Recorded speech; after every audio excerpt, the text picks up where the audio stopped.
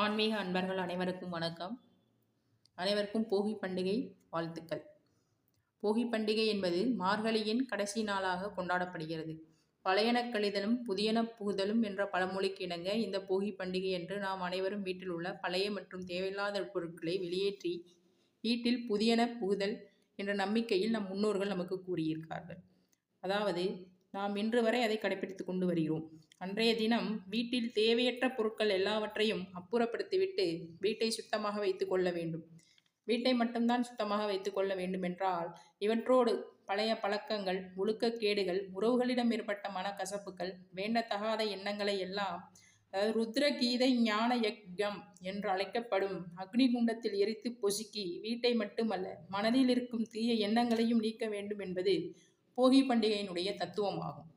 அதை தான் நம்ம பெரியவங்க நமக்கு சொல்லியிருக்காங்க. அதாவது நமக்குள்ளே இருக்கும் தெய்வீக தன்மையை தூண்டுவதன் மூலம் ஆன்மாவை உணர்ந்து அந்த ஆன்மாவை தூய்மையாக்குதல் போகி பண்டிகையினுடைய சிறப்பாகும்.